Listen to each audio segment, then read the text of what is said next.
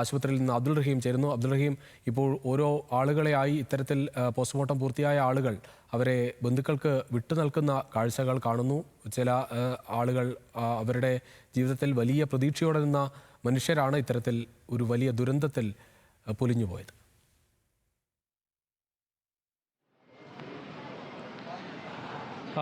രുചിഷ്, തീർച്ചയായും അങ്ങനെ തന്നെയാണ്. കാരണം വലിയ പ്രതീക്ഷയോടുകൂടി ഒക്കെ ജോലിക്കായി പോയ ആളുകളാണ് ഇപ്പോൾ ചേതനയേറ്റ ശരീരമായൊക്കെ വന്നിട്ടുള്ളത്. അതിൽ പലരെയും തിരിച്ചറിയാൻ കഴിയാത്തൊരു സാഹചര്യം കൂടിയുണ്ട് എന്നുള്ളത് വളരെ വേദനാജനകമായൊരു കാര്യം തന്നെയാണ്. ഏതായാലും നിലവിൽ ചികിത്സയിൽ കഴിയുന്ന ആളുകളുടെ കാര്യം അതീവ ഗുരുതരാവസ്ഥയിൽ തന്നെ ഇപ്പോഴും തുടരുന്നു എന്നുള്ളതാണ് ആശുപത്രി അധികൃതരും അവരെ സന്ദർശിച്ച ശേഷം നേതാക്കൾ ഉൾപ്പെടെയുള്ള ആളുകളും വ്യക്തമാക്കുന്നത്.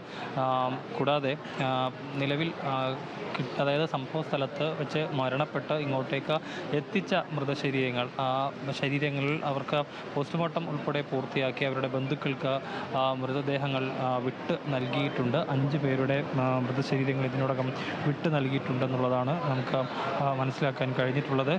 അതിൽ സുവിൻ, അദ്ദേഹത്തിൻ്റെ സുദർശനൻ, സുവിൻ, വാസുദേവൻ, എടപ്പാൾ സ്വദേശി മണികണ്ഠൻ, കോട്ടപ്പുറം സ്വദേശി മണികണ്ഠൻ, ഇങ്ങനെ 5 പേരുടെ മൃതദേഹങ്ങളാണ് അവരുടെ ബന്ധുക്കൾക്ക് പോസ്റ്റ്മോർട്ടം പൂർത്തിയാക്കി വിട്ടു നൽകിയിട്ടുള്ളത്. കൂടാതെ 2 പേരുടെ കൂടി, അതായത് സുബ്രഹ്മണ്യൻ, ബിജീഷ് എന്നിവരുടെ ഇൻക്വസ്റ്റ് നടപടികൾ പൂർത്തിയാക്കി ഇപ്പോൾ പോസ്റ്റ്മോർട്ടം പുരോഗമിക്കുകയാണ്. അതിനുശേഷം ആ മൃതദേഹങ്ങൾ കൂടി ബന്ധുക്കൾക്ക് വിട്ടു നൽകും എന്നുള്ളതും അറിയിച്ചിട്ടുണ്ട്. ആശുപത്രിയിൽ വെന്റിലേറ്ററിൽ തുടരുന്ന ആളുകളുടെ 2 പേരാണുള്ളത്.